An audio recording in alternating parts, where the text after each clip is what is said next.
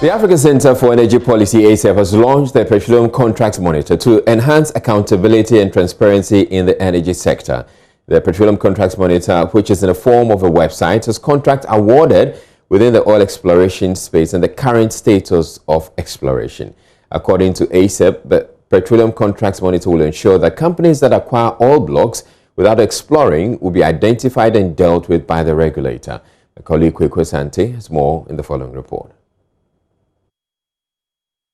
The Africa Center for Energy Policy, ACEP, as part of its effort towards enhancing accountability and transparency within the energy exploration space, has launched the Petroleum Contracts Monitor. The Petroleum Contracts Monitor will be providing updates on petroleum contracts and will be measuring the work obligations and performance of the companies involved in the various petroleum agreements in Ghana. Speaking at the launch earlier today, Head of Policy at ACEP, Petroleum said the Petroleum Contracts Monitor will ensure that companies who acquire oil blocks without exploring will be seen and dealt with by the regulator. The rationale is to ensure that companies do not hold the blocks for speculative reasons.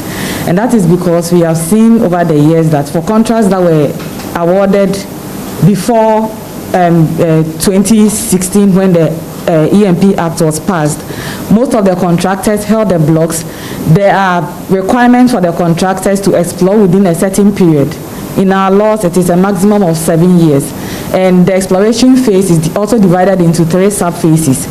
We observed that most of the companies held the blocks without doing much work, and nothing happened to them. The main problem is that we saw blocks laying fallow.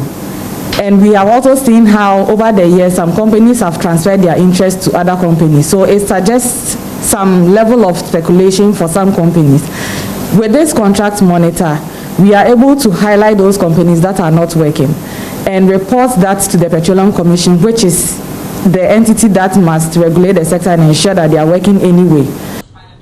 Petroleum stressed that ACEP does not view the launch of the Petroleum Contract Monitor as an end in itself. She added that they expected citizens to check the monitor regularly and ask questions, which will in turn push the regulator to ensure proper management of the nation's oil resources. We believe in collaborative efforts of the citizenry, and it is part of our theory of change. We believe that when citizens have enough information and knowledge about what is happening in the extractive sector, they are likely to, with that knowledge, demand for the accountability that is required to ensure good governance of the sector. Now, the platform, by empowering citizens, will enable people to begin to ask questions. The reason you are here is not for the fancy of it. As you have seen it, we believe in your power to carry information elsewhere.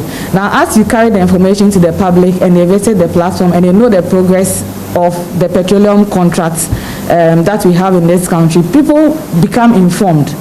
Those who have ability to engage will engage. But this is not the only effort ACEP makes in ensuring accountability in the sector. This is just one of them.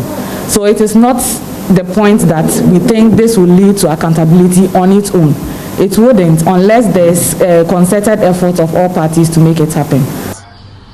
On his part, Programs Manager of ACEP, Alhassan Idrisu, said there could be some corruption, for which reason companies who are defaulting on the exploration obligation are left off the hook. As far back as 2015, a lot of the oil companies had defaulted in paying, and GRA was not going after them until we published the list of the oil companies that were owing taxes to the state and did advocacy afterwards. Then that compelled them to rush to GRA. And through this work, not less than $1 million had been paid to GRA. But the component of anti-corruption we suspected was why were non-performing agreements not cancelled, or why were actions not taken on these non-performing agreements.